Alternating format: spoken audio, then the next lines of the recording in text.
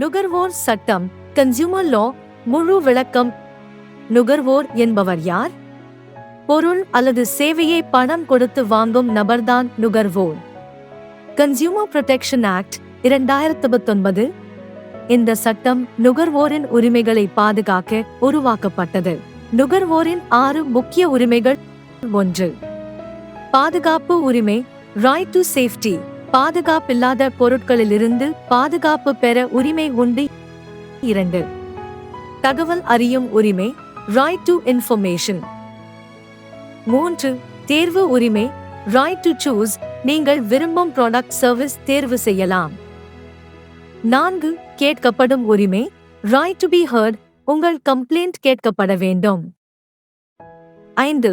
நிவாரணம் பெறும் உரிமை ரைட் டு சீக் ரெட்ரெசல். தவறான பொருளுக்கு காம்பன்சேஷன் கேட்கலாம். 6.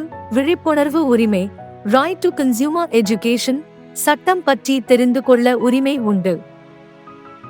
பொதுவாக நடக்கும் நுகர்வோர் பிரச்சனைகள் faulty product, duplicate fake items, online fraud, wrong delivery, poor service, internet, bank, etc. overpricing. Complaint எப்படி கொடுக்கலாம்?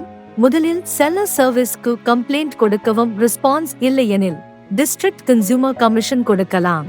ஸ்டேட் கமிஷன் நில் கொடுக்கலாம். நேஷனல் கமிஷன் கொடுக்கலாம். ஆன்லைன் கம்ப்ளைண்ட் நேஷனல் கன்சியூமர் ஹெல்ப்லைனுக்கு கம்ப்ளைண்ட் கொடுக்கலாம். கம்ப்ளைண்ட் கொடுக்க வேண்டிய கால அவகாசம் பிரச்சனை நடந்தது முதல் 2 ஆண்டுக்குள் கம்ப்ளைண்ட் கொடுக்க வேண்டும். முக்கிய டிப்ஸ்: பில் இன்வாய்ஸ் எப்போதும் சேமிக்கவும், வாரண்டி கார்டு பாதுகாக்கவும், ஆன்லைன் பர்ச்சேஸ் ஸ்கிரீன்ஷாட் சேவ் செய்யவும். ஃபேக் ஐ நம்பாதீர்கள். நீங்கள் ஏமாந்திருந்தால் அமைதியாக இருக்காதீர்கள். உங்கள் உரிமையை பயன்படுத்துங்கள். இந்த வீடியோ பயனுள்ளதாக இருந்தால் லைக் அண்ட் ஷேர் பண்ணுங்கள். மேலும் இது போன்ற பயனுள்ள தகவலுக்கு ட்ரஸ்டட் லீகல் அட்வைஸின் தமிழ் சேனலை சப்ஸ்கிரைப் பண்ணவும். சட்ட உதவிக்கு எங்களை தொடர்பு கொள்ளவும். நன்றி.